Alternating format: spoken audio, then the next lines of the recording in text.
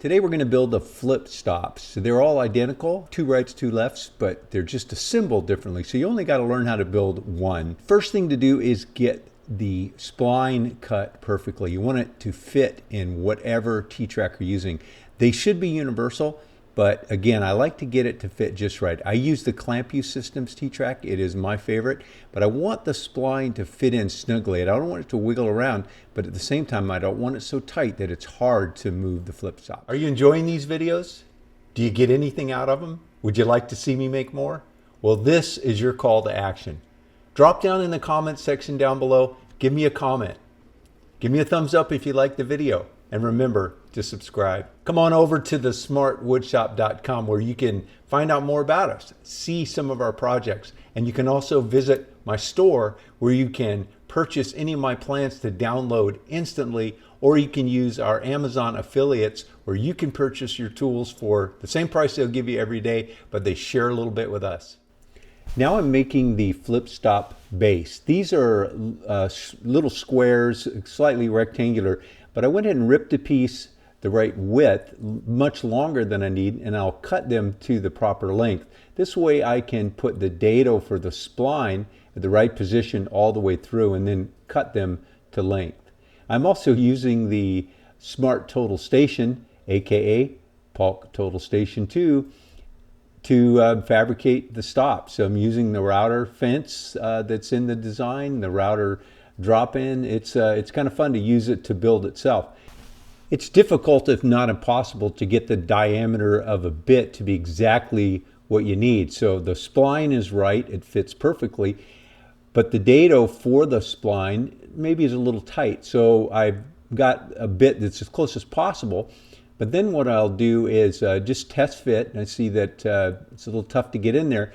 What I will do is bump the fence just slightly and make another cut. So I'll widen it just a little bit. So I'll sneak up on this so I'll get a perfect fit. The FlipStop is laid out across this longer piece now so that I can go through and cut these notches partially the way through with the miter saw.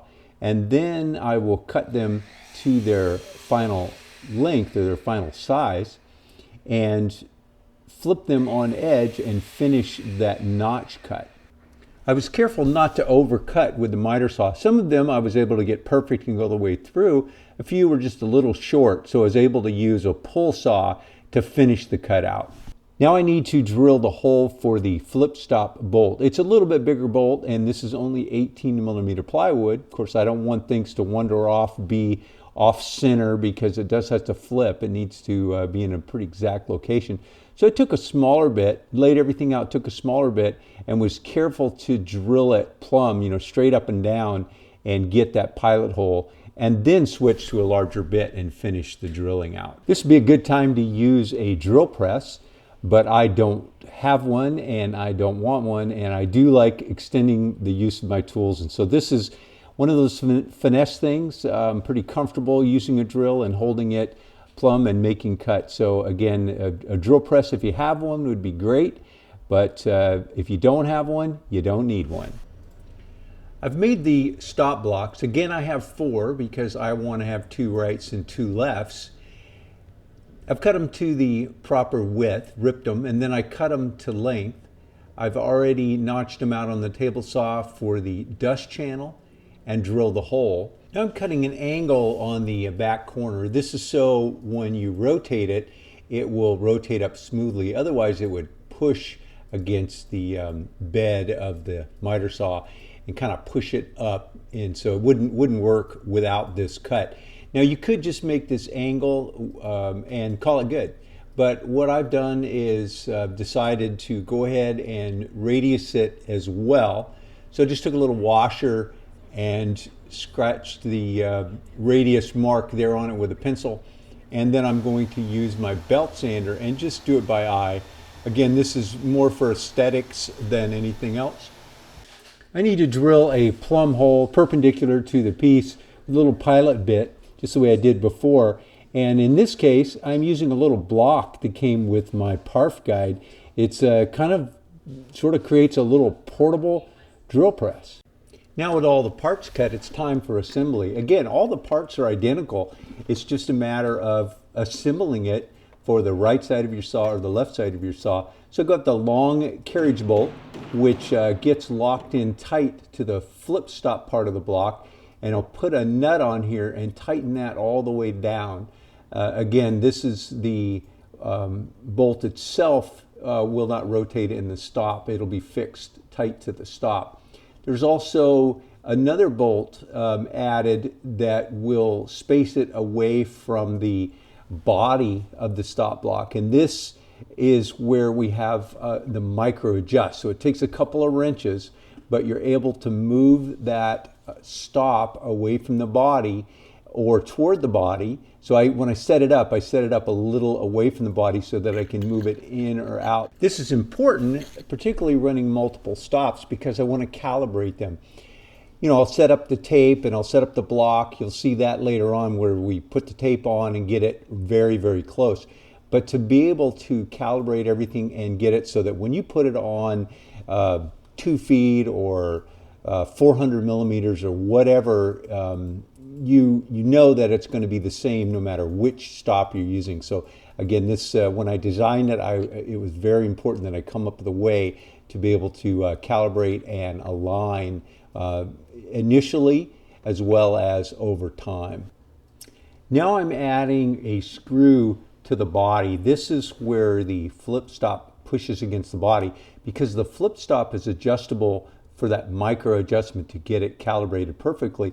It means that when you push against it, when it's reaching out there, you could deflect it. And so this little screw is tight, so when you push the flip stop down, it pushes against that screw. So I needed, again, to have a screw set up. I had it a little bit pulled out so that it can go in or out. And so if I do make a micro adjustment or in the initial setup, once I have the stop where I want it, then I move that screw in or out so that it keeps the stop parallel, and when you push against it, it will not deflect, so it'll give you more accurate cuts. It's time to start fine-tuning things. So the track I've mounted with its screws, because I knew that I might be pulling them off and on, checking things out, I did not put the tape down. I like to put this fast cap double stick tape. It's ultra thin, but it's very strong.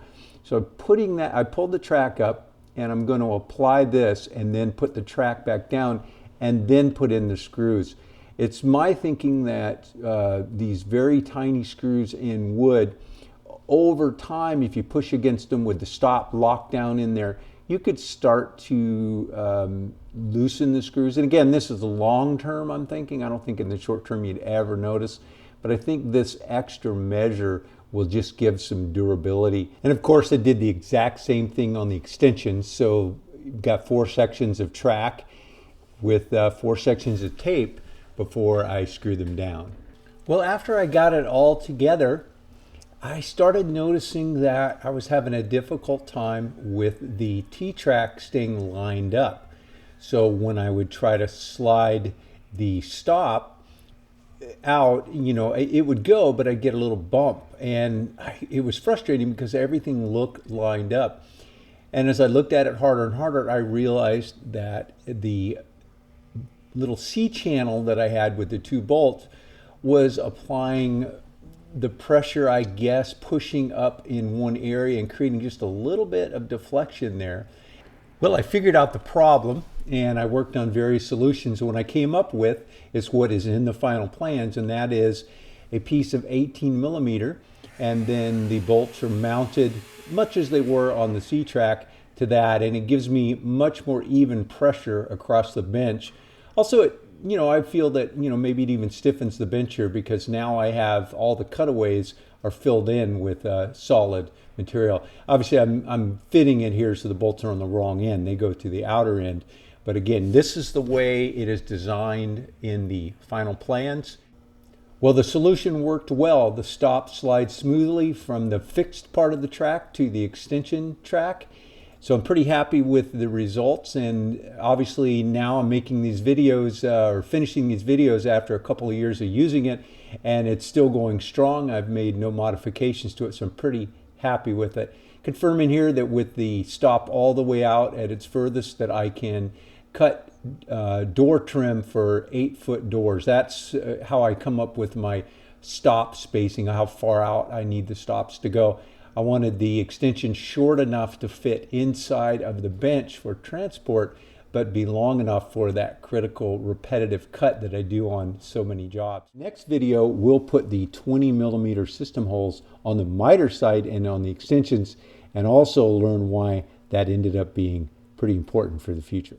Give me a thumbs up, give me a comment, subscribe, and come on over to thesmartwoodshop.com. Thanks for taking the time to watch. Have a great